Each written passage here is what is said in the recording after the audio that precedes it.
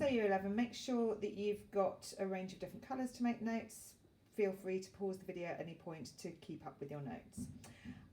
Just going to talk you through Act 4, Scenes 2 and 3. In Act 4, Scene 2, we see Lady Macbeth talking first with Ross and then her son, and then we see the brutal murder of Lady Macbeth and her children by Macbeth's murderer that he's sent over. So I'm just going to draw your attention to a few things. I'm not going to talk through everything in the scene. Just explain some things and what I'd like you to make notes on. So first of all, this line, when our actions do not, our fears do make us traitors. In other words, that means when our actions do not make us traitors, our fears do make us traitors. So in this speech, when Lady Macbeth's talking about Macduff being unwise and a bad husband for leaving her, she uses the motif of birds. So she picks up on the word fly, meaning to flee, but also it's double meaning that it means fly like a bird flies. And she extends this into an extended metaphor of her and her children of birds against the owl, remembering owl as a bird of prey, so the owl is more like Macbeth, who is a threat to them. And this motif of birds can be found throughout the play. A motif is a kind of recurring image. Moving down here, Ross at this point says, "I dare not speak much further," reminding us the extent to which Macbeth is a tyrant and echoing Lennox's words in Act 3, Scene 6. On this line, where Ross says, "I take my leave of you," that simply means I leave you. And note down here that when Lady Macduff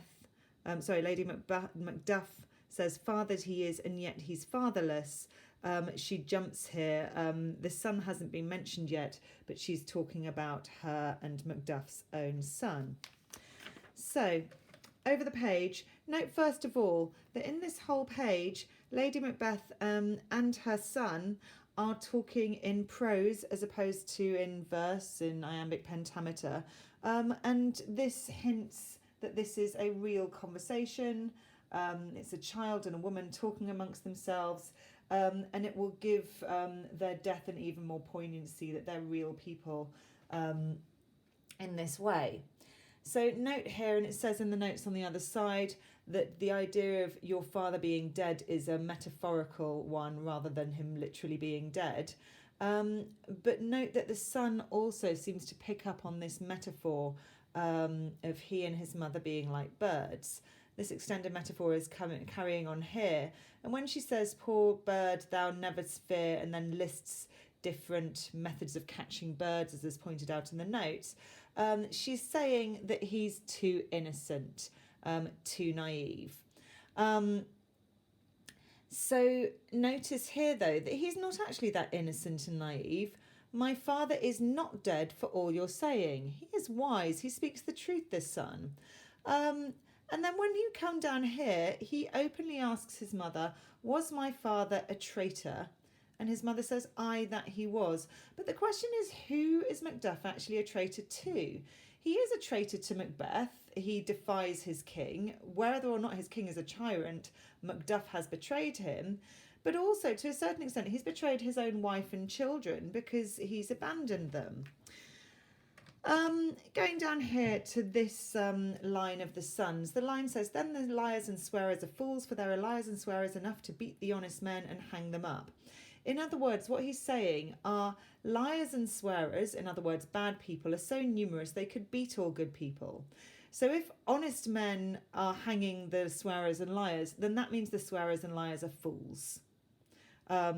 Because he says they're fools, because they could actually outwit the good men. And this is what has happened so far in Scotland. Just notice here where it says, "It were a good sign," that just means it would be a good sign. So over the page, as you remember, hence means from here. So the messenger arrives and says, "Hence," so go from here with your little ones, so escape with your children. And Lady Macbeth answers, "Whither?" So that's one of our hence, whither, whence words. Here that means to where should I fly? And again, our bird motif is carried on, as it is as you go down the page when the murderer insults the son by calling him "you egg." Lady Macbeth says, I remember now, I am in this earthly world where to do harm is often laudable. And the fact that she mentions the earthly world reminds us that in the play we're very much concerned with the idea of the two worlds of heaven and hell. And this echoes Macbeth's words in Act 3, Scene 2, let the frame of things disjoint, both the worlds suffer. When she says to do harm is often laudable, to do good sometime accounted dangerous folly, she means evil is praised in this world and good is seen as foolish, which echoes her son's words just now. She says, why then, alas, do I put up that womanly defence to say I've done no harm? So what's the point of saying that I'm a woman, I haven't been involved in all of this, people will just call me a fool? And she's pointing out she's a good womanly woman.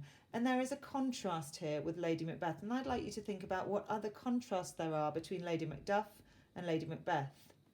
Notice here that when the murderer says to Lady Macbeth and to his son, he's a traitor, the son says, thou liest. So even though his mother has just said to him that his father is a traitor, he understands, again, this son is really quite insightful, he understands that Macduff is not really a traitor. And then we've got the murder of the mother and son. So over the page, 9 to Act 1, Act 4, Scene 3. And in this scene, Macduff finally meets up with Malcolm in England, and there are some political machinations going on. First of all, Macduff points out that each new morning, new widows howl, new orphans cry. So the situation is terrible in Scotland. And the audience is reminded that Macduff's family is just one of many examples. And obviously there's dramatic irony going on here because his family's literally just been murdered. He's not aware of this. Now, Malcolm is really quite suspicious of Macduff. He accuses Macduff of lying. What you have chance, it may be so perchance. Sorry, what you have spoke, it may be so perchance. He accuses Macduff of lying. Then he says that you're on Macbeth's side. He says you have loved him well. He says that Macduff might betray him to offer up a weak, poor, innocent lamb. In other words, you might offer me up, I'm the lamb, to Macbeth.